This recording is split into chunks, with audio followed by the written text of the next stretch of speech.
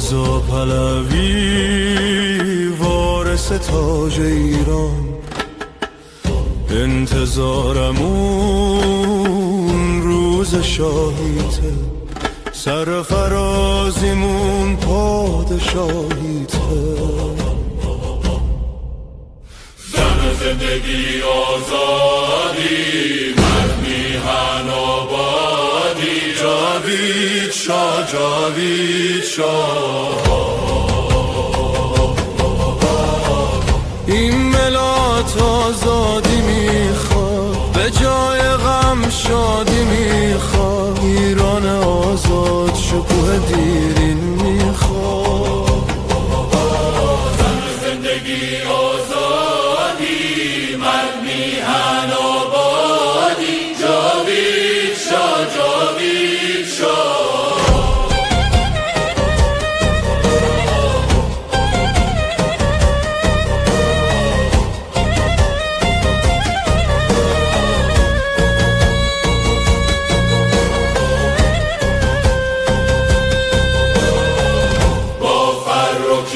مردم ایران بازگشت تو را از خود میخوان، ایران آزاد میشه، شاه برمیگرده، این آخرین نبرده، پهلوی برمیگرده. زن زندگی آزادی، مرد میهن آبادی، جاوید شاه، جاوید شاه. این آخرین نبرد، پهلوی برمیگرده. جاوید شاه، جاوید شاه،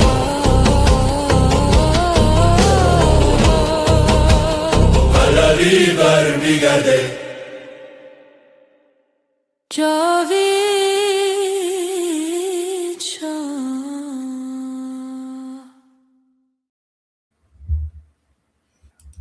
So, I just got back from a 3-hour tour. Actually, I mean, you should be able to see. I did a lot of shorts from. Actually, I haven't really watched them myself. I could watch them while you guys watch them. So let's pull up my shorts. Get it? Pull up my shorts. That was not meant. Okay. Where were we? We were looking at my channel and my shorts.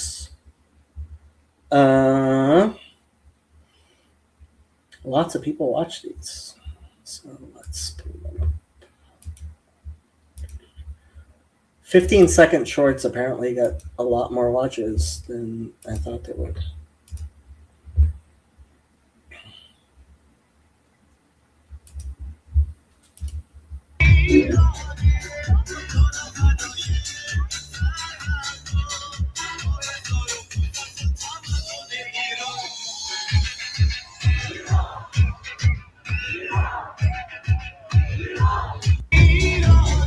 So they shut down Wilshire Boulevard between Westwood and Veteran, which is the access to the 405 freeway. So they actually shut down the 405 Wilshire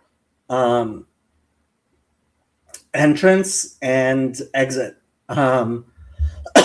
which, you know, that's something. We were walking down Wilshire Boulevard, which, yeah, you don't usually get to do that even on a Sunday. It was interesting. So, I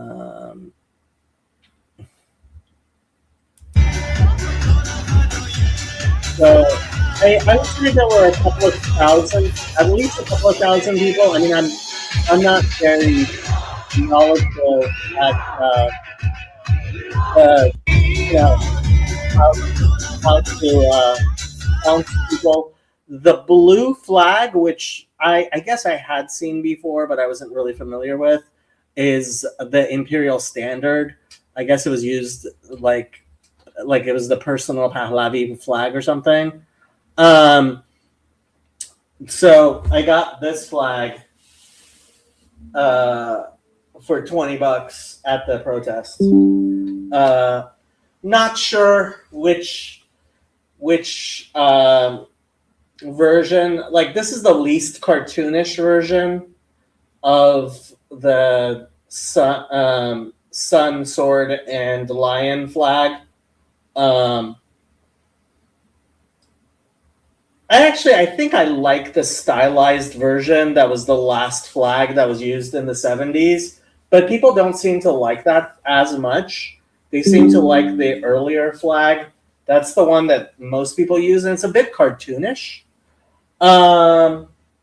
So that's, yeah. So there were various flags there. There were Israeli flags there. I even saw a Mashiach flag there, which was hilarious to me. There were Israeli flags. They played some Israeli songs, a couple of them. So yeah, it was interesting. Some of the more surprising chants that I hadn't heard before: Bi Taraf, Yani Bi Sharaf, which means a person who does not take a side is unethical. Hello, Andrew. Speaking of people who don't take sides and are unethical, I'm joking. The other one was Haydar, Haydar,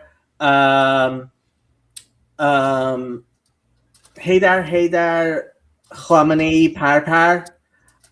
So how much background do you need to understand this? So the Basij, their chant is Haydar, Allahu Akbar. And Haydar is apparently one of the names for Imam Ali or something like that. Anyway, Haydar is kind of identified with the Basij, and Khamenei Par basically means Khamenei got smoked. Not literally, more figuratively, it means he got turned into pieces, basically. There were people making kotlet jokes, and I saw one woman who had come with a tray of kotlets she had made. Of course, there weren't any left by the time I saw her, and she said she had made 100 of them, and they were all gone. People were talking about how they should, first of all, one person I talked to said apparently she lives in a building where there's a lot of Persians, and she said the entire building smelled like kotlet, like everybody was making kotlet. It's kind of gruesome, but it's kind of funny. So lots of kotlet jokes. People talking about why weren't people selling kotlets, and there weren't. I mean, probably if somebody was selling kotlet, I would have felt an obligation to buy one. But yeah, that was what was going on at the protest. How you doing, Andrew? Good. Yeah. Yep. Work is slowing down. Kind of a bad sign. And that's about it, really. Why is it a bad sign? Because the issue is more the fact that whoever the PM is can't get bids. Aha. So, what happens to your union bid and stuff like that? Oh, what for? Your application to get into the union and shit. And No, become I am in the union. I'm. It's a difference in title, pretty much. okay. Yeah, that's. You're a helper right now. I'm what they call a construction wireman. It's the same job. It's the same job with your contractor, but it's a different title with the union, pretty much. Okay. So does that mean you're like now on your way to becoming a journeyman? Yeah. Mark Either way. Okay. Mark says, I am in construction as well, and work has been weirdly slow. Yeah.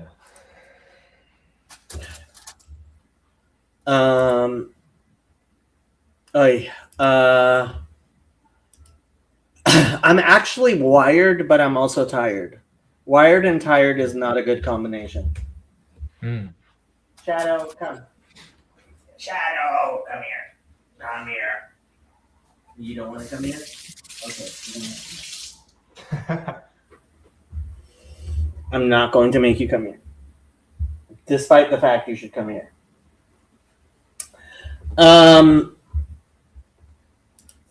Yeah. So, do you have work tomorrow?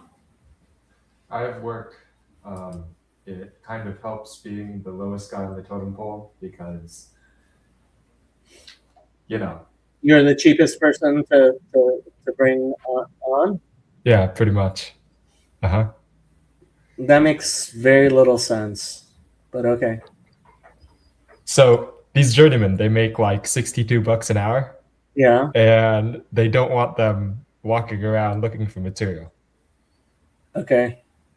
It's a lot easier for someone making $24 an hour to do that. Okay. Yeah. So, I mean, do you recognize this corner right here? No, I don't. Well, maybe that's near Westwood. Yeah, Okay. that's the Hammer Museum Okay. on Westwood Okay. and Wilshire. Okay. Yeah. Yeah. We were walking down Wilshire. Yeah, that's nuts.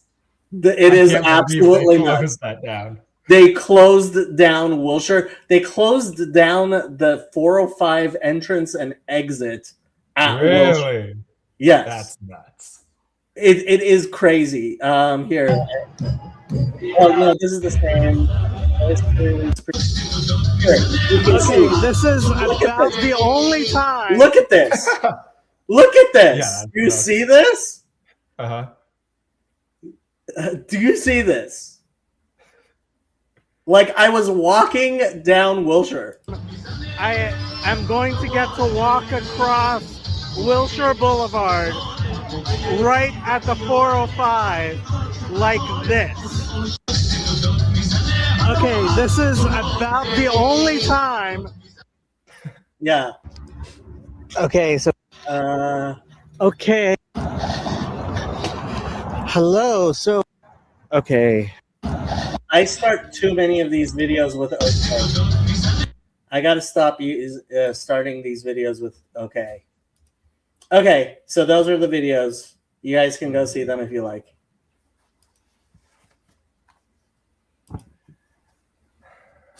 What are you doing? Are you making dinner? I'm making dinner. You are making dinner. I'm about to feed the dog some scraps. Hopefully your parents are doing well. They're good. They're same old. same old. They're still your parents Yeah. for now.